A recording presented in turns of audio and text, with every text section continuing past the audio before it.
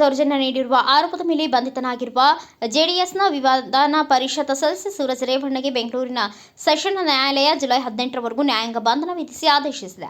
ಪ್ರಕರಣಗಳಿಗೆ ಸಂಬಂಧಿಸಿದಂತೆ ಜುಲೈ 1ರಿಂದ 42ನೇ ಹೆಚ್ಚುವರಿ ಮುಖ್ಯ ಮೆಟ್ರೋಪಾಲಿಟನ್ ಮ್ಯಾಜಿಸ್ಟ್ರೇಟ್ ಅವರು ಜುಲೈ 3ರವರೆಗೂ ಸಿಐಡಿ ಕಸ್ಟಡಿಗೆ ನೀಡಿದರು. ಸಿಐಡಿ ತಂಡ ಕಳೆದ ವಾರ ಈತನನ್ನು ವೈದ್ಯಕೀಯ ಪರೀಕ್ಷೆಗೆ ಒಳಪಡಿಸಿತ್ತು. ಈತ ಡಿಎನ್ಎ ಮಾದರಿಗಳನ್ನು ಕೂಡ ಸಂಗ್ರಹಿಸಲಾಗಿತ್ತು. ಸೂರಜ್ನನ್ನು ಜೂನ್ 23ರಂದು ಬಂಧಿಸಲಾಗಿದ್ದು ಪುರುಷತ್ವ ಪರೀಕ್ಷೆಗೆ ಒಳಪಡಿಸಲಾಗಿದೆ. ಅದೇ ರೀತಿ ಸಿಐಡಿ ತಂಡ ಶಾಸಕನಿಂದ ಲೈಂಗಿಕ ದೌರ್ಜನ್ಯಕ್ಕೊಳಗಾದ ಇಬ್ಬರು ಸಂತ್ರಸ್ತರ ಡಿಎನ್ಎ ಮಾದರಿಯನ್ನು ಕೂಡ ಸಂಗ್ರಹಿಸಿದೆ. ಮೊದಲ ಪ್ರಕರಣದಲ್ಲಿ ಹಾಸನ ಜಿಲ್ಲೆಯ ಯುವಕರೊಬ್ಬರು ಸೂರಜ್ ರೇವಣ್ಣ ಜೂನ್ 16ರಂದು ಫಾರ್ಮ್ ಹೌಸ್ನಲ್ಲಿ ತನ್ನನ್ನು ಲೈಂಗಿಕವಾಗಿ ಕಿರುಕುಳ ನೀಡಿ ಕೊಲೆ ಬೆದರಿಕೆ ಹಾಕಿದ್ದಾನೆ ಎಂದು ದೂರು ನೀಡಿದ್ದಾರೆ. ಎರಡನೇ ಪ್ರಕರಣದಲ್ಲಿ 36 ವರ್ಷದ ಯುವಕರೊಬ್ಬರು ದೂರು ನೀಡಿದ್ದು ಕೋವಿಡ್ ಸಾಂಕ್ರಾಮಿಕ ಕಾಲದ ಅವಧಿಯಲ್ಲಿ ತನ್ನ ಮೇಲೆ ಲೈಂಗಿಕ ದೌರ್ಜನ್ಯವೆಸಲಾಗಿದೆ ಎಂದು ಆರೋಪಿಸಿದ್ದಾರೆ. ಇವೆರಡೂ ದೂರುಗಳ ಆಧಾರದ ಮೇಲೆ ಸೂರಜ್ ವಿರುದ್ಧ 377, 342, 506 ಸೆಕ್ಷನ್ಗಳು ಸೇರಿದಂತೆ ಐಪಿಸಿಯ ವಿವಿಧ ಕಾಯ್ದೆಯಡಿ ಪ್ರಕರಣ ದಾಖಲಿಸಲಾಗಿದೆ.